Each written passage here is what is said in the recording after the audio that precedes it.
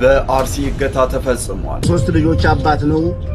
ልጆቹ ገና ለአቅመ አዳም ያልደረሱ ህፃናት ናቸው። እያለቀሱ ነው። ባለቤቱ እያለቀሰች ነው።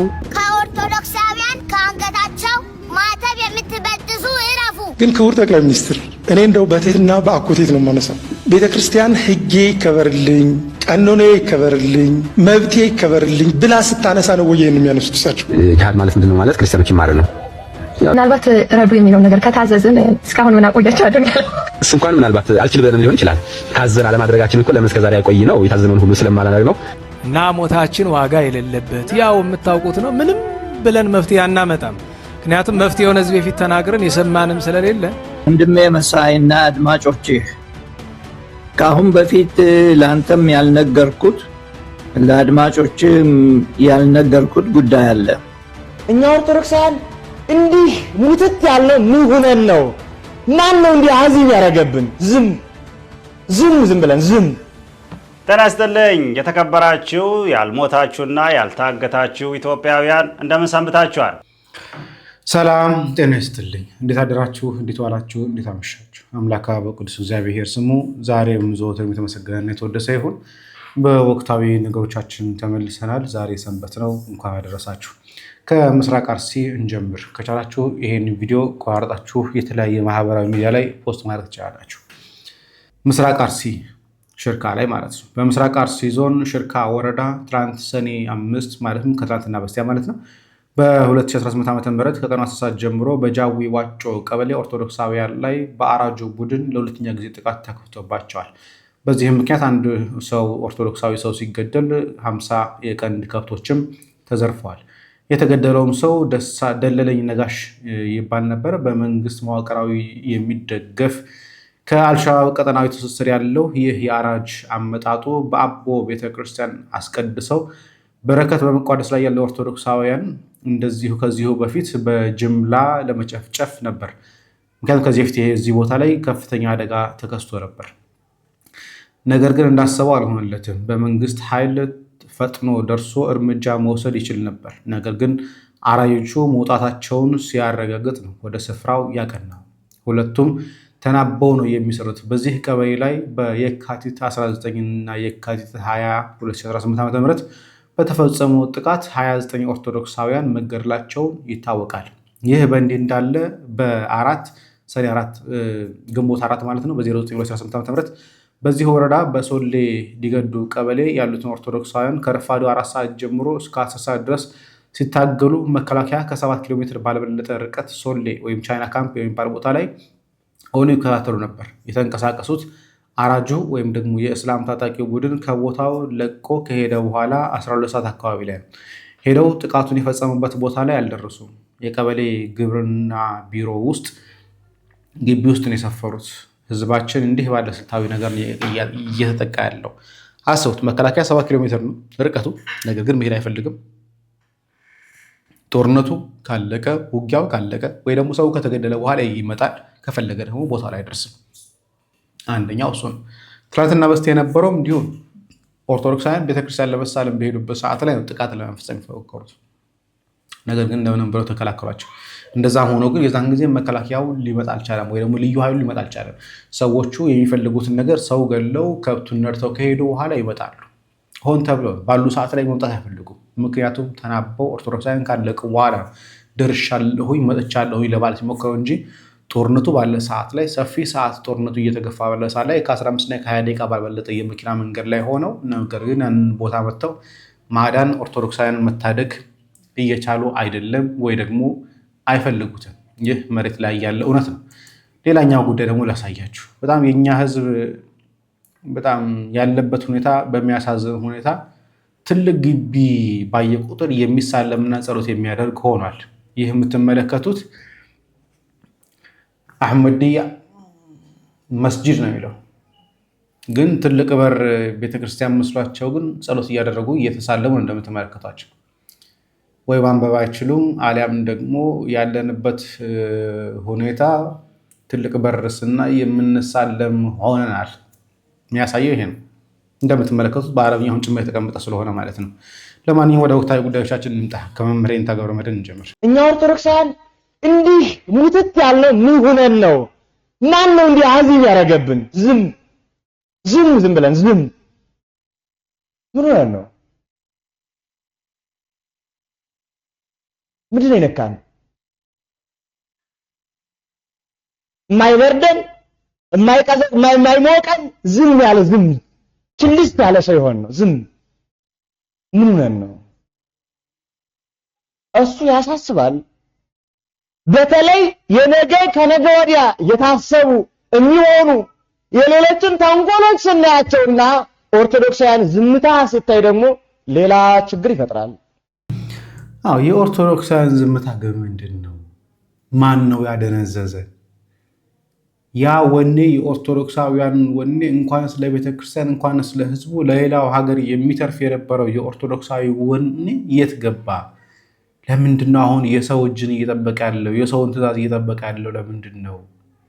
ይሄ የኔም ጥያቄ ነው። በነገራችን ላይ ወደ ደሞ አርሲ ተመልሰን እንግባ። በአርሲ እገታ ተፈጽሟል። በዛሬው ዕለት ሰኔ 6 2018 ዓ.ም በምስራቅ አርሲ ከአቦምሳ ከተማ ወደ አሰኮ እየመጣ ያለ አንድ ቅጥቅጥ የህዝብ ማመላለሻ ሙሉ ተሳፋሪዎቹን ከቀኑ 6 ሰዓት ላይ ከዚህ ቀደም ጥቃት ፈጽሟል የተባሉ የሸኔ ታጣቂዎች አግተው ይዟቸው መሄዳቸውን ነው የአካባቢው የዓይን እማኞች የገለጹት። እገታው የተፈጸመው በከተማ ጥቂት ኪሎ ሜትር ርቀት ላይ እንደሚገኝም ታውቋል። ከሁለት ሳምንት በፊት በዚህ አካባቢ በንጹሃን ላይ ግድያና የኦርቶዶክስ ቤተ እምነት መቃጠሉን እንዲሁም በርካቶች ድርጊቱን ሲያወግዙት እንደነበረም ይታወቃል። እናመሰግናለን ወንድማችን። እንግዲህ ከዛ ውስጥ ኦርቶዶክሳዊ የሆነውን መርጠው ለይተው ጭምር እንደወሰዱ የተነገረው ትናንትና እንደዘገብኩላችሁ ከ50 በላይ ሰው ነበረ እዛ ውስጥ የነበረው። ነገር ግን ከዛ ውስጥ ደግሞ አስቆመው ኦርቶዶክሳዊውን ብቻ ለይተው ወደ ጫካ እንደወሰዱ የተነገረው። እስካሁን ድረስ በዝርዝር የወጣ የለም። ምን ያህል ሰው እንደተወሰደ፣ ምን ያህሉ እንደሞተ፣ ምን ያህሉ በህይወት እንዳለ የምናውቅ ነገር የለም። ወይ ደግሞ ብር ጠይቀውም ከሆነ እስካሁን ድረስ የብሩን መጠን የተናገረ አካል የለም። ነገር ግን አሁን ላይ አርሲ ላይ በተለያየ ቦታ የተለያየ ነገር እየተከሰተ ያለው ነገር ላይ አርሲ ላይ የቅርብ ጊዜ አለመሆኑን አንድ ፕሮፌሰር ከ30 ዓመት በፊት የደረሰባቸውን ነገር ይናገራል። መሳይና አድማጮች ከአሁን በፊት ለአንተም ያልነገርኩት ለአድማጮችም ያልነገርኩት ጉዳይ አለ። ይሄም እንደዚህ አይነት ወሬ ሰዎች ተገደሉ ሲባል ለኔ እንደ ባዳ አላየውም። እኛ ራሳችን የኛ ቤተሰብ ከፍሏል።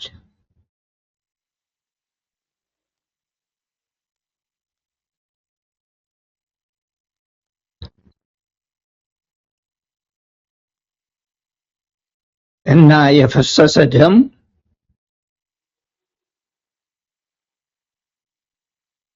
እንዲሁ አይቀርምና በየቦታው በየሸለቆው በየወንዙ አንገታቸውን እየተቆረጡ ደማቸው የሚፈሰው አንድ ቀን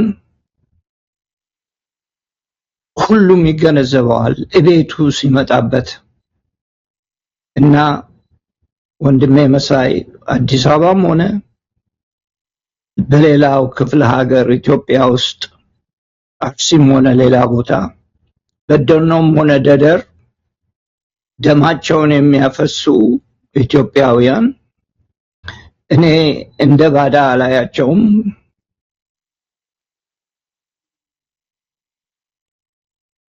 በጣም የሚያሳዝነኝ ሁኔታ ነው።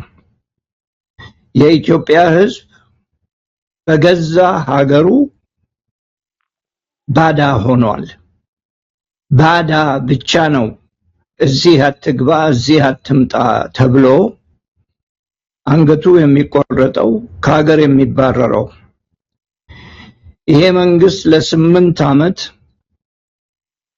ፕላን ሲያደርግ ቆይቷል። የኢትዮጵያ ሕዝብ መረዳት ያለበት አሁን ሁሉ ነገር በፕላን ብቻ የሚቀመጥ አይደለም። ከእንግዲህ ወዲያ ኢምፕሊመንት እያደረጉ ነው። ይሄ መንግስት ኢምፕሊመንት ያሰበውን እያስቀመጠ ነውና ኢትዮጵያ ታላቅ መከራ ውስጥ እንደምትገባ ይሰማኛል። ይሄንን ደግሞ በቲዮሪና በማንበብ ብቻ አይደለም የምለው በግል የደረሰ ስለሆነ ነው። መሳይ እና ለኢትዮጵያ ሕዝብ ችሎታውን ይስጥህ ማለት ፈልጋለሁ። ለማንኛውም ደም የፈሰሰበት ቤት ምን ጊዜም አይረሳውምና ሐዘናችሁ የኔም የራሴም የኔም ቤተሰብ ሐዘን ነውና ይህንን እንዲረዱኝ ይፈልጋለሁ። አመሰግናለሁ መሳይ። በጣም ያሳዝናል።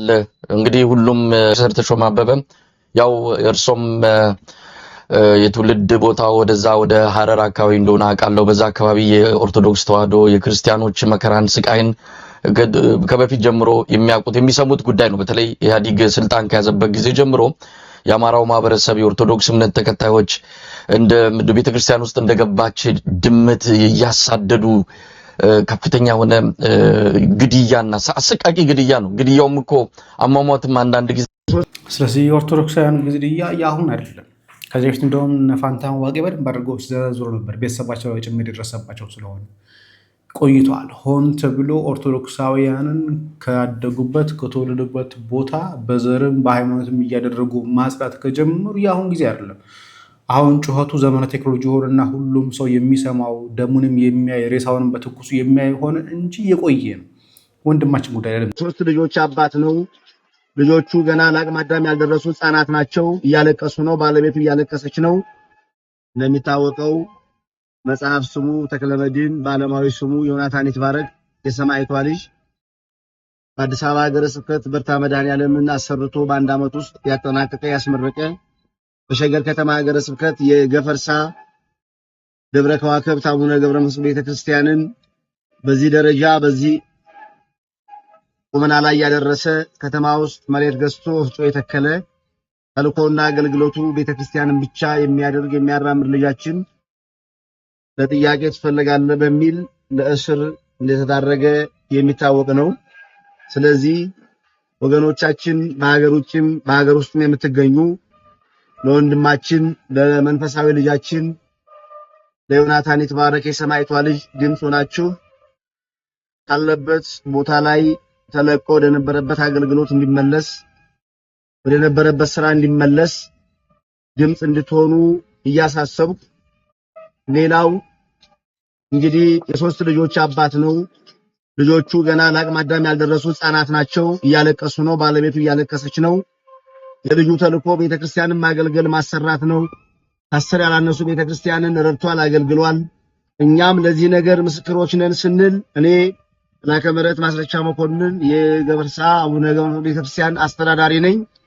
ከተዋወቅን ጊዜ ጀምሮ ልጁ ተልኮ ቤተክርስቲያንን ማገልገል ማሰራት ነው። ሌላ ተልኮ የለውም። ሁላችሁም ከጎኑ ቁማችሁ ልጁን እንድታስፈቱልን በእግዚአብሔር ስም እያሳሰብኩ ለዛሬ ቀጠሮ ይዞ ነበር። ቅዳሜ አርማታ ለመሙላት ቀጠሮ ይዞ ወጣቶች ታዘው ምዕመናን ታዘው እሱ በመታሰሩ ምክንያት አርማታው ቀጠሮው ቆሞ ህንጻ ቤተክርስቲያኑ ቆሞ ይገኛል። ሁላችሁም ከጎናችን ሆናችሁ ልጃችን ወደ ነበረበት አገልግሎቱ ቤተክርስቲያን ወደ ማሰራቱ እንዲመለስ እንድታደርጉ በእግዚአብሔር ስም ማሳሰብ ወዳለው። እግዚአብሔር አምላካችን ሀገራችን ኢትዮጵያን ህዝባችን ይባርክ፣ ይቆየን። ምንሽ ላይ አንድ ያልተረዳነው ነገር እንዳለ ይታወሰኛል። ወንድማችንን እግዚአብሔር አስፈታው፣ ግን አንድ ነገር ያልተረዳነው ይህ መንግስት እኮ ሆን ብሎ ኦርቶዶክሳውያን እየገደለ ነው። ሆን ብሎ አብያተ ክርስቲያናትን እያቃጠለ ነው። ሆን ብሎ እየጨፈጨፈ እየደገፈ ያለን መንግስት የጀመረውን ቤተክርስቲያን እኮ አላስፈጸምም ብሎ ማለት ዘበት ይመስለኛል። ደግሞ ህፃናትን የሚገድልና የሚያስገድል መንግስት ህፃናት ልጆቹን ጥሎ ታስሯል ብሎ ሆድና ራራ ይሆን የመንግስትን? አይዶን ነው። በደንብ እየተረዳ ነው ይመስለኝ። ታሳውሳላችሁ ባለፈው የህፃናቱን ማህተብ ሲያስፈቱባቸው የነበረ ጉዳይ ላይ አንድ ጉዳይ እንጨምር። ከኦርቶዶክሳውያን ከአንገታቸው ማህተብ የምትበጥሱ እረፉ። ከቤተ ክርስቲያኒቷ ጋር የምትዋጉ እረፉ። ክፉ ሞት እንዳትሞቱ እረፉ። ምን እያልሽ ነው? ለገዳዮቻችን አዝኜላቸው ክፉ ሞት እንዳይሞቱ እየመከርኳቸው ነው። እንዴት? ንጉሥ ሄሮስ ከቤተ ክርስቲያኒቷ ጋር ተዋጋ፣ ግን ቤተ ክርስቲያኒቷ አለች። እሱ ግን ተልቶ ሞተ። በዘመነ ሰማዕታት ንጉሥ ኤሪኖስ ከቤተ ክርስቲያኒቷ ጋር ተዋጋ፣ ቤተ ክርስቲያኒቷ አለች። እሱ ግን አብዶ ከሀገሩ ወጥቶ ነው የሞተው። ግራኝ ከቤተ ክርስቲያኒቷ ጋር ለ17 ዓመታት ተዋጋ፣ ግን ቤተ ክርስቲያኒቷ አለች። እሱ ግን በሜዳ ላይ ሞተ። ለዛ ክፉ ሞት እንዳይሞቱ እየመከርኳቸው ነው። ከቤተ ክርስቲያኒቷ ጋር እንዳይዋጉ፣ ከኦርቶዶክሳውያን ማዕተብ እንዳይበጥሱ፣ ክፉ ሞት እንዳይሞቱ እየመከርኳቸው ነው። በሰራችሁ መጠን በእናታችሁ ህፃናትን አታስገቧቸው እንደዚህ አይነት ነገር። ለአንደኛ ነገር መጥፎ ነው፣ ለእነሱም መጥፎ ነው። መንግስት ለማንም እንደማያረባውን ሰዓት ላይ እናውቃለን። ምንም ጥያቄ የለውም። ሁለተኛ ነገር ደግሞ የተናገረች ነገር እውነት ነው። ግን እንደዛም ቢሆን ግን ቤተክርስቲያን እጇ አጥፋ ሳይሆን ልጆቿን አሰማርታ ቤተክርስቲያን እንዲጠብቁ አድርጋ እንዲታገሉ አድርጋ ነው። ታዲያ ከዚህ ጋር ተገናኘ የደቡብ ክልል መግለጫ አውጥቶ ነበረ።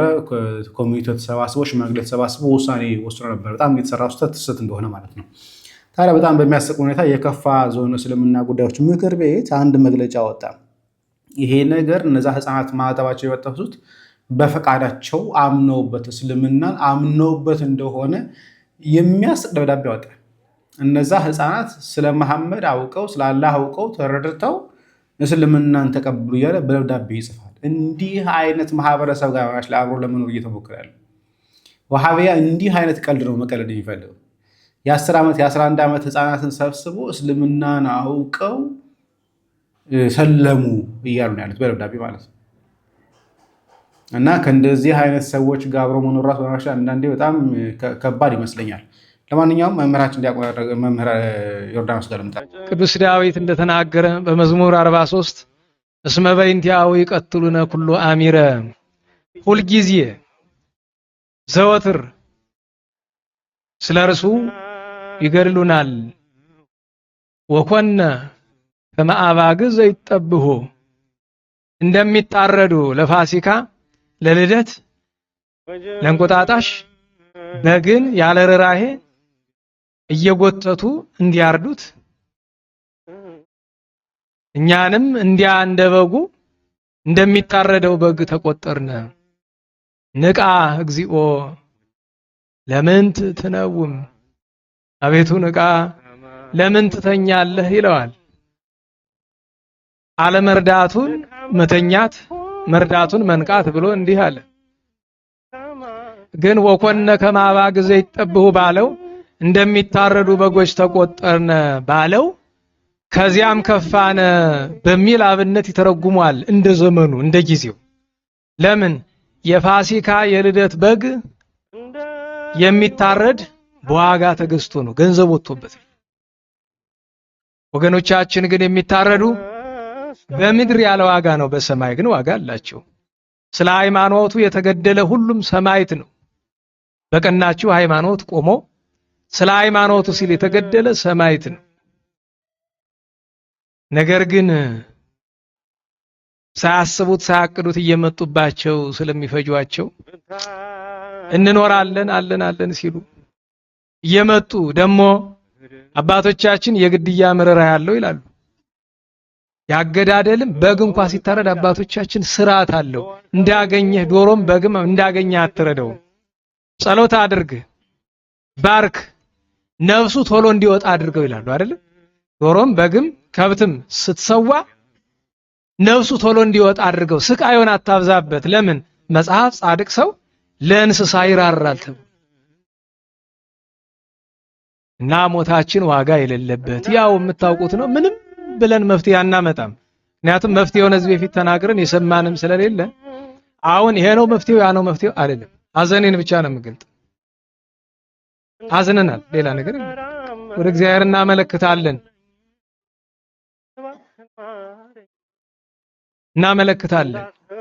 ይትዝክር ለና በሳነ ዘትካት ይትዝክር ብነ ሲል ነው ይላሉ። የቀደመ በደላችን አትቁጠርብን። ፍጡኖ ይርከበነ ሳይልከ እግዚኦ፣ ይቅርታ ፈጥኖ ያግኘን።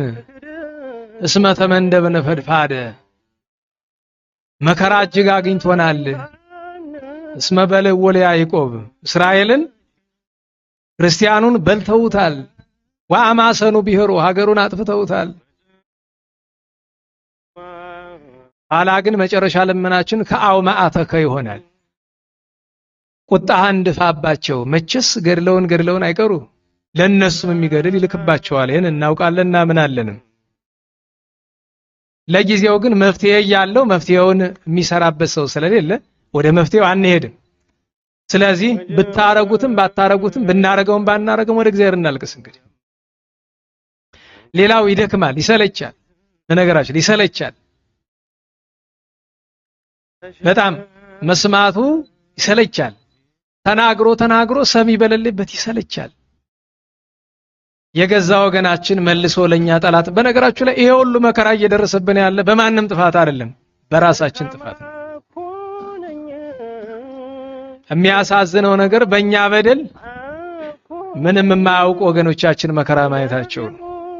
ግን ክቡር ጠቅላይ ሚኒስትር እኔ እናመሰግናለን መምህራችን ዲያቆን ዮርዳኖስ አበበ። እግዚአብሔር አምላካችን ረጅም ዕድሜ ከጤና ጋር ይስጥልን። እግዚአብሔር ቀን አለው፣ የሚበቀልበት ቀን አለው። እንደዛም ሆኖ ግን አሁን ጊዜው አልረፈደም። ሁሉም በያለበት ቢደራጅ 2-3 ሆኖ ቢነጋገር ሰልፍ ዲፌንስ የሚያስፈልገውን ነገር ቢያዘጋጅ የተገባ ነው። የምታስታውሱ ከሆነ በአንድ ወቅት ላይ አባቶቻችን ቤተክርስቲያን ላይ መከራ ሲመጣ ኢኦቲሲ ደገኛ ዘመን በነበረበት ሰዓት ላይ አንድ መምህር ፋንታሁን ሙጬ ይመስሉኛል ካልተሳሳትኩኝ ጠንከር ያለ ንግግር ተናግረው ነበር። በዚህ ምክንያትም ጭምር ነው ከሀገር የተሰደዱት አስታውሳለሁ። ግን ክቡር ጠቅላይ ሚኒስትር እኔ እንደው በትህትና በአኮቴት ነው የማነሳው። ቤተክርስቲያን ሕጌ ይከበርልኝ፣ ቀኖኔ ይከበርልኝ፣ መብቴ ይከበርልኝ ብላ ስታነሳ ነው ወይ የሚያነሱት እሳቸው? ይሄንን ብላችሁ የምታነሱ ከሆነ በሐሰትም ይሁን በሌላ መንገድ የምታነሱትም ሰዎች ይሄንን ምክንያት አድርጌ አስራችኋለሁ የማለት ስሜት ይመስላል። እንድምታው ይሄ ነው። መግደል አንችልም ግን እንሞታለን፣ ማሰር አንችልም ግን እንታሰራለን። ይሄ ምንም የማይቀር ነገር ነው። እኔ አንድ ቤተክርስቲያን አገልጋይ ነኝ፣ ቤተሰብ አለኝ፣ ልጆች አሉኝ። ግን ልጆቼም ቤተሰቤም ከሃይማኖቴ በታች እንጂ ከሃይማኖቴ በላይ አይደሉም። እኔ አንድ ነገር በሆን ነገ ይሄን በመናገር ሊሆን ይችላል ወይ በሌሎች ምክንያቶች ነገ እኔ አንድ ነገር በሆን እግዚአብሔር ያሳድጋቸዋል። እንኳንስ ኦርቶዶክሳውያን እያሉ ብዬ ነው የማምነው። የኢትዮጵያ ኦርቶዶክስ ተዋሕዶ ቤተክርስቲያን አላሉ፣ ኦርቶዶክስ ቤተክርስቲያን ብለው ነው የጠሩት። ለምንድን ነው ኢትዮጵያ ማለትን መቀጸልን የጠሉት እሳቸው? አንዱ ውጊያ እኮ አንዱ ትግል እኮ የኢትዮጵያ ኦርቶዶክስ ተዋሕዶ ቤተክርስቲያን የሚል ኢትዮጵያ የሚል ቅጽል ያላት ቤተክርስቲያን እንዳትኖር ነው አሁን ከነዚህ ወገኖች የሚፈልጉ። ያንን አፕሩቫል በንግግራቸው የገለጹላቸው። በኢትዮጵያ ታሪክ በዓለምም ታሪክ መፈንቅለ ሲኖዶስ ተደርጎ አይታወቅም። የመጀመሪያው ለመፈንቅለ ሲኖዶስ እውቅና የሰጠ መንግስት የኢትዮጵያ መንግስት ነው። ሁለተኛ ንቀት፣ 60 ሚሊዮን በላይ ህዝብ የምትመራዋን ቤተክርስቲያን እንዴት አድርገው ነው ይናቋል? እንዴት ነው የሚመኑ ያዩት? 60 የዛ እጅ እኮ ነው እሳቸው የመረጣቸው። የሚያስተዳድሩት እኮ ያንን ከ60-70 ሚሊዮን ህዝብ በላይ ያለውን ህዝብ እኮ ነው የሚመሩት። እንዴት ነው ያዩት? ያንን አፍር ገፊውን እሳቸውን አንቱ ያሰኛቸውን እሳቸውን ለክብር ያበቃቸውን ያንን ህዝብ በምን መልኩ ነው ያዩት? ዘነጉት እንደ ክቡር ጠቅላይ ሚኒስትር ወርቅ ካባ እኮ ነው ያለበሰቻቸው። የወርቅ ወንጌል ነው እኮ የሰጠቻቸው ከነ ባለቤታቸው ጠርታ ታሪኩ ማዕከል ተነስቶ ፎቶግራፉን ማየት ይቻላል። እንዴ በአንደበት እኮ ነው እሳቸው የረዷቸው ጠቅላይ ሚኒስትር አይደሉ እንዴ? ጠቅላይ ሚኒስትር የረዷቸው ሰው አይደሉ እንዴ? ፓትርያርክን ሾማለን በአንደበታቸው። ታዲያ ይሄ በብፁዕ ቅዱስ አቡነ ማትያስ ላይ በላያቸው ላይ መሾም አይደለም እንዴ? ከመንፈስ ቅዱስ ቀጥለው የሚመሩትን ሲኖዶስን አይደል ያፈርሱ? ይሄ ብፁዕ ቅዱስ አቡነ ማትያስን ማፍቀር ነው እንዴ? እኔ ብቻ ነኝ አዋቂ፣ ይህንን ነገር እናንተ አታውቁም አትተረጉሙትም ብሎ ማሰብ በዚህ ዘመን ከባድ ነው። ክቡር ጠቅላይ ሚኒስትር በልምድም በእውቀትም በመኖርም ከርሶ የላቁ አዋቂዎች እንዳሉ ይረዱ። እግዚአብሔር ግን ለምን እንደሆነ በማይታወቀው መልኩ እርስዎን ለጠቅላይ ሚኒስትርነት አብቅቶታል። ክቡር ጠቅላይ ሚኒስትር በእርሶ ሀሳብ ተነስተው የኢትዮጵያ ኦርቶዶክስ ተዋሕዶ ቤተክርስቲያን ለአምልኮ ይገባል ወይም ለትምህርት ይገባል ብለው የሰጡት መሬት አንዲት ካሬ መሬት ይኖራል? ኦኬ እኔ እሳቸው መልሼ ልጠይቅ። ለነዚህ አብያተ ክርስቲያናት ካርታ ባይሰጡ ኖሮ ሊያፈርሷቸው ነበር እንዴ? ምን ሊያደርጓቸው ፈልገው ነበር? ቅድስት ሥላሴ ምን ሊያደርጉት ነው? ቅድስት ሥላሴ የእሳቸው ባለስልጣኖች ሲያርፉ የሚቀበሩበት ቦታ ነው። እንዴት አዩት? ያንን አሁን ግልጽ ሆኖ መጥቷል። እንዲሁ ዝም ብሎ ትንቢት ተናጋሪ ነኝ ብሎ የኢትዮጵያ ቤተክርስቲያንን የሚሳደብ እንደምትከፈል አስቀድሞ የተናገረ ልክ አሁን እሳቸው አፕሩቭ ያደርጉለትን ማለት ነው። አሁን እሳቸው አፕሩቭ አደረጉለት። እኔ የተረዳሁት ለዛም ሰውዬ እኔ ነኝ የነገርኩት አይነት ነገር ነው ያለው። ጠቅላይ ሚኒስትር አብይ አህመድ ግን በየጊዜው ነው የሚሉ በቃ እግዚአብሔር ማይምረህ ዋት ያውቀዋል። አርቂያቸዋለሁ፣ ህንፃ መልሽላቸዋለሁ በየጊዜው ነው የሚሉ። እሺ ምን ነው ዝም በሉ ነው? ምንድን ነው ታዲያ? አልገባኝም። እሳቸው እኮ ናቸው በቤተ ክርስቲያን ላይ ማዕት ያመጡ። በየትኛው የስርዓት ዘመን ነው? በኮሚኒዝም ጊዜ እኮ እንደዚህ ያሉ ነው። እናመሰግናለን መምህራችን ፋንታሁን ሙጬን፣ እግዚአብሔር ይስጥልን። እንዲህ ማስታወስ ይገባል። ካርታ ሰጠኋችሁ፣ እንዲህ አደረኳችሁ አስታረኳችሁ። በፊት መንግስት ነው ያለያየን፣ ተመልሶ ያስታረቀው መንግስት ነው፣ ለዛም ያለቀለትን ጉዳይ። በፊትም እንዳይታረቁ ሲያደርግ የነበረው ሲጥር የነበረው መንግስት ነበር። አሁን ደግሞ አገናኘው የሚለው መንግስት ነው። የካርታ ጉዳይ ያነሳል። ካርታ ባይኖርስ? ለቤተክርስቲያን ብሎ የተሰጠ መሬት የለም። በነገራችን እስካሁን ድረስ ያላትን መሬት ነው ያጸደቁት። ካርታ ሰጡት እንጂ አዲስ መሬት አልሰጡም። ለፕሮቴስታንቱ ለሙስሊሙ መሬት እንደሚያድሉት ለቤተክርስቲያን አንድ መሬት አላደሉም። ግን የሚኮሩበት የሚኮራሩበት መግለጫ የሚሰጡት ግን በእንደዚያ ሁኔታ ላይ ነበር። የሆነ ሆኖ ጦርነት የሃይማኖት ጦርነት ሊያስነሱ ነው ይባላል። ግን ማን ነው እያስነሳ ያለው? ይህን ጉዳይ ማን ነው ፍላጎት ያለው? ኦርቶዶክሳውያን ወይስ አህዛቡ የሚለውን ነገር ደግሞ ወንድማችን ዲያቆን ሲራክ ያሳል። ኢትዮጵያ ውስጥ የሃይማኖት ጦርነት እንዲጀመር እየገፋፋ ያለው ማን ነው? ብዙ መጨፋጨፋቸው ካፊሮች ስላሉ ለነዛ እንዲሄድም ትሬኒንግ ነው። ለነዛ ትሬኒንግ ስለሚወጣ ነው። ይመቻችሁ። ያው እስከማልደቱ ድረስ ተዘጋጁ። ሰሞኑን ወሎ ላይ የሆነ ነገር ታያላችሁ። አንድ ሙስሊም 2000 ኦርቶዶክስ ካልገደለ ሙስሊምነቱን አናረጋግጥለትም። ካሁን በኋላ አላህ Subhanahu Wa Ta'ala ያው ትእዛዝ ለመፈጸም ዛሬ ላይ በዝግጅት ላይ እንገኛለን። ኢንሻአላህ አላህ Subhanahu Wa Ta'ala ደግሞ በዚሁ ሸሃዳን እስከናገኝ ድረስ ጽናቱን እንዲሰጠን ለምንዋለን። አያል ኩፋር ወልሙርተዲን እናንተ ከሃዲያንና ከዲን ወደ ኋላ የተመለሳችሁት አላችሁበት ድረስ እንደምንመጣ ኢንሻአላህ እንተማመናለን ማለት ነው። በአላህ Subhanahu Wa Ta'ala ፍቃድ ካላችሁበት ድረስ በርድም ይሁን በክላሽ እንመጣችኋለን ኢንሻአላህ። በሂጅራ ወደ ኋላ የቀራችሁ ሰዎች ሂጅራ ማድረግ የማይመቻችሁ ከሆነ እንኳን ባላችሁበት ከሃዲያኖችን በምትችሉት አጋጣሚ መዋጋት እንዳለባችሁ አስተላልፋለሁ። ክርስቲያኖችን ማረድ ነው ያው ጂሃድ ማለት ምንድነው ማለት ክርስቲያኖችን ማረድ ነው። ያው ምንም ልዩነት የለውም። ያለ ጂሃድ ያለ ትግል ነስር የለም። ያለ ጂሃድ ያለ ትግል የኢስላም ዳር ድንበር ሊከበር አይችልም። የኢስላም ባንዲራ ከፍ ብሎ እንዲውለበለብ ምድር በአላህ ሸሪዓ እንድትተዳደር ጂሃድ ግድ ነው። ጂሃድ ከሌለ እስልምና ውበት የለውም። ሁሌ መስዋዕት በመክፈል ሁሌ በመበደል መብት ሊገኝ አይችልምና ስለዚህ እስከ ቤተክርስቲያን እስከ ገዳሙ ነው። አዎ በትክክል በለው እያልኩ ነው። ይሄ ሌባ ካልጠፋ ሰላም አይገኝም። ወላሂ ነው የምላችሁ። ወላሂ ጳጳስ ወሎ ሳይቀመጥ ምን ጥያቄ ያለኝ እኔ አብዛኛው ሙስሊም ሃይማኖቱ የሚለው ነገር ተግባሪ ነው አይደለም። አብዛኛው በሚችለው ነገር ለመተግበር የሚሞክር ነው። ምናልባት ረዱ የሚለው ነገር ከታዘዝን እስካሁን ምን አቆያችሁ አይደል? እሱ እንኳን ምናልባት አልችል ብለን ሊሆን ይችላል። ታዘን አለማድረጋችን እኮ ለምን እስከዛሬ ያቆይ ነው የታዘነውን ሁሉ ስለማላደርግ ነው እስከማንችላቸው ሆኖ አርገን ሊሆን ይችላል። ባለፈው ስንናገር ሐሰት ነው ብላችሁ በጣም ብዙ አውርታችሁ ነበር። አሁንም ሊያርደና ሊያጠፋ በቡድን ተደራጅቶ እየሰለጠነ ያለ አካል አለ። በቤታችሁ በአገራችሁ በመንደራችሁ እንመጣላችኋለን እየተባለ እየተዛተብህ አንተ ግን ዓላማና ስራ ሌላ ነው። ለክርስቲያን ሆነ መቆም እንኳን አልቻለም። እኛ ክርስቲያኖች በኢየሱስ ክርስቶስ ግንድነት ላይ የበቀልን ቅርንጫፎች ነን። ሌላኛው ቅርንጫፍ ሲመታ አንተን የማይሰማ ከሆነ በአርሲ በሌላም ቦታ የሚገደሉ ክርስቲያኖች ሞታቸው አንተን ካላንገበገበና ካልተሰማ አንተን በኢየሱስ ክርስቶስ ግንድነት ላይ የሌለ ቅርንጫፍ ነህ። ስለዚህ የአንዱ ክርስቲያን መሞትና የአንዱ ክርስቲያን መሰቃየት ለአንተ ሊሰማ ይገባል። ምክንያቱም አንተ በክርስቶስ ግንድነት ላይ የበቀልክ ቅርንጫፍ ነህ። እንዲሁም አሁን ያሉት መቃቃሮችና ግጭቶች በምን ምክንያትና እንዴት ተፈጠሩ የሚለውን ይናገራሉ። በሙስሊሙና በሌላው ሃይማኖት ተከታይ ይሄ ሁሉ ጉድ መሻከር የመጣው እነሱ ከመጡ በኋላ ዋሃብያ ረብሻ ሲኖር ነው የሚያተርፈው። ሰላም ከሆነ ጸጥ ካለ መስጊድ ካልተቃጠለ ረብሻ ከሌላው ሃይማኖትም ጋር እርስ በርስ ካልመጣ ይደርቅባቸዋል። አክራሪ ጽንፈኛ ኤስ ቦኮ ሐራም አልሸባብ አልቃኢዳ ሀገርህ ላይ እየተስፋፋ ነውና ይሄን በጋራ እንታገል። አሁን ጎንደር ላይ ተቀጣጠለ ብለው ተወራቢ ምናምን ሀገሯን ሊያያይዙ ሲሉ ስለ የክርስቲያኑ አንዳንድ ስነ ምግባር ያለው ስላለ ሙስሊሙ እነሱ ስለጠሩት ብቻ ቶሎ ተነስቶ እንትን ስለማይል እንጂ የሃይማኖት መጨፋጨፍ የሃይማኖት ጠብ አድርገው ሁሉን ሊያስጨርሱት ነበር የፈለገው። እነሱ አይኤስ አይደሉም ማለት መታለል ነው። ግን መጅሊስን ይዘው ኢትዮጵያን ባንዲ ካረጉ በኋላ አይኤስ አይሆኑም ወይ? ይሄ ብሎ መታለል ነው የሚሆነውና የሙፍቲ ጥሪ ትክክለኛ ነው። ሌላውም ልቅስ እንደ መንግስትም ሆነ ፕሮቴስታንትም ሆነ ካቶሊክም ሆነ ሌላው ኦርቶዶክሱም ይሄ አብሮ መኖር አይገኝም። እነዚህ ሰዎች ተቋምን ተቆጣጥረው እነዚህ ሰዎች መስጊድን ተቆጣጥረው ነገ ለልጅ ለትውልድ የምናተርፈው ሌላ ጉዳይ ስለሆነ ስለዚህ አሁን ሀገር ላይ እየታዩ ያሉት መቃቃሮችና ግጭቶች እንዲሁም ወደፊት የሚፈጠሩ ጦርነቶች በእነዚህ ሰዎች ምክንያት እንደተጀመረ ሁላችሁ ማወቅ አለባችሁ። አሁንም ሀገራችን ኢትዮጵያ ላይ አይኤስ ቦኮ ሐራም ሊፈጠር የሚችለው በእነዚህ ሰዎች አማካኝነት ነው። ይሄንም የነገሩኝ እኛ አባት ናቸው፣ እውነተኛ ሰው ስለሆኑ ማለት ነው። አሁንም የሚሞቱ ክርስቲያኖች ቁጥር አልቀነሰም። በየቀን ክርስቲያኖች እየተገደሉ ነው። በማን እንደሚገደሉ ደግሞ እናውቃለን። እንዲሁም እኛ ክርስቲያኖች ከማንም ማህበረሰብና ሃይማኖት ጋር ግጭት ውስጥ መግባት አንፈልግም። ምክንያቱም ጌታችን በሐዋርያው ቅዱስ ጳውሎስ አንደበት አድሮ ቢቻላችሁ እስከ ሁሉ ጋር በሰላም ኑሩ ብሎ አዞናልና። ግን ይሄን ሁሉ ድንበር ጥሳችሁ መጣችሁ እንግደላችሁ እንረዳችሁ ካላችሁ ግን እኛ ለሰላም የተዘረጋ እጃችን ለሰይፍም ለጦርነትም እንደሚዘረጋ ማወቅ አለባችሁ። እስከዛሬው ድረስ ተከባብረን በሰላም እንድንኖርን አሁንም ደግሞ በሰላም ተከባብረን ብንኖርና ሀገራችንን ብናስቀጥላት ጥሩ ነው። ካልሆነ ግን እናንተ ለምትወስዱት እርምጃ ምን አይነት እርምጃ መውሰድ እንዳለብን አባታችን ብፁዕ አቡነ ሉቃስ ያስረዱናል። ወደ እነሱ እንለፍ።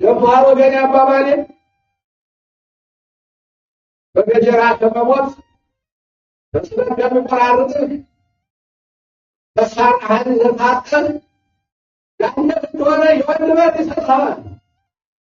ነፍስ ነው ያዘ ለነፍስ ነው ያለ ካንተ ውስጥ ያለው ለነሱም ደም ይፈሳል። ይገለኛል ብሎ ስለሚፈራ ወንድበት ይለቅልሃል። አባባል እንትን ይላል። ዝም ብለህ ወደ ተደራጅ ነው ወገኔ የፈሪ ሞት በጣም አስከፊ ነው። ደስ አይልም። የአባታችን ቡራኪያቸው ይረሰን በረከታቸውም ይደርብን። እንዲሁም እንደዚህ አይነት አባቶችን እግዚአብሔር ያብዛልን። አሁንም ተኝተ ያለ ክርስቲያን ንቃ፣ ሀገርን፣ ቤተክርስቲያንን፣ ቤተሰብን ጠብቅ። አለበለዚያ መጥፋት ነው። ባለበት ተደራጅተህ ሀገርን፣ ቤተክርስቲያንን፣ ቤተሰብን ከዚህ ክፉ አውሬና አዳኝ ጠብቅ። አሁንም መታችሁ ደግሞ ይሄ ነገር ውሸት ነው ብላችሁ ማስተባበያ የምትሰጡ ብዙ ሰዎች እንዳላችሁ የታወቀ ነው፣ ከኛ ከክርስቲያኖችም እንዲሁም ከነዛ ወገን ማለት ነው። ግን መልሱ ምንድነው? የእናንተ መገለጫችሁ ይሄ ነው። የዋሃብያ ታርጋው ምንድነው ካልክ መዋሸት ነው። ስለዚህ የእናንተን ማስተባበያ አንሰማም። እንዲሁም በእነዚህ ሃይማኖት ውስጥ የምትገኙ አባቶች ልጆቻችሁን ብትመክሩና አሁን ያሉበት መንገድ ጥሩ እንዳልሆነ ብታስረዷቸው ጥሩ ነው። አለበለዚያ ግን እናንተም የገፈቱ ቀማሽ እንደምትሆኑ እንዳትዘነጉት። የአባቶቻችንም ልጆቻችንን አንኮልን በየአደባባዩ በየቤተክርስቲያኑ ሰላም ፍቅር እያላችሁ ከምትሰብኩ ይልቅ አሁን የመጣበትን ጦርነትና የታዘዘበትን አዋጅ እንዲያውቅና ራሱን እንዲጠብቅ እንዲደራጅ ብታደርጉ መልካም ነው። ወጣቶች ባላችሁበት ጠንቀቅ ነቃ ብላችሁ ራሳችሁን ጠብቁ። ለሀገራችሁና ለቤተክርስቲያናችሁ ያላችሁ እናንተ ናችሁና እግዚአብሔር አገልግሎታችንን ይባርክልን። ኃይል እግዚአብሔር ነው፣ ሰይፍ ጌዲዮን ነው። ይቆያል። እናመሰግናለን ወንድማችን ዲያቆን ሲራክን። እግዚአብሔር አምላካችን ረጅም ዕድሜ ከጤና ጋር ይስጥልን ያድልልን። እንግዲህ እውነት ነው። እናንተ ማስቆም ማትችሉ ከሆነ የሀገር ሽማግሌዎች፣ የተከበራችሁ የሙስሊሙ ማህበረሰብ ኡማዎች ይህንን ልጆቻችሁን መቆጣጠር ማትችሉ ከሆነ ማስተካከል ማትችሉ ከሆነ ሊመጣ የሚችለውን ነገር ፍርድ በራሳችሁ ላይ እንደሆነ ግን እንደምትረዱ ተስፋ አድርጋለሁ። ኦርቶዶክሳውያን ከዚህ በኋላ ሲገደሉ ዝም የሚሉበት ሲሞቱ የሚያዩበት ምክንያት አለ ብዬም አላምንም። ምክንያቱም ራስን የመከላከል ህገ መንግስታዊ መብት ተፈጥሯዊ መብት ጭምር ስለሆነ ማለት ነው። ስለዚህ ከዚህ በኋላ የሞቱ ማየት ኦርቶዶክሳውያን ተገደለን ብሎ መጮህ ተገቢ አይደለም። ሁሉም በያለበት ደረጃ፣ ሁሉም በያለበት ራሱን ይጠብቅ።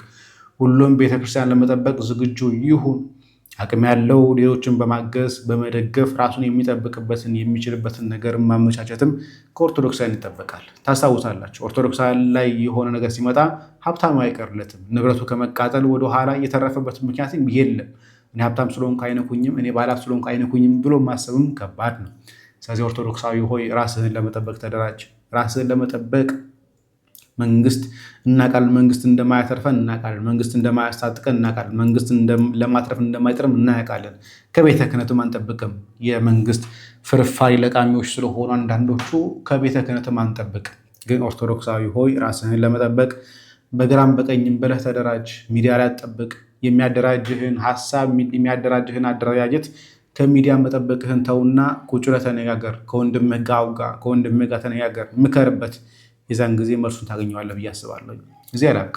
ሰላም እግዚአብሔር ከእኔም ከእናንተ ጋር ይሁን። ቸር ቆዩ።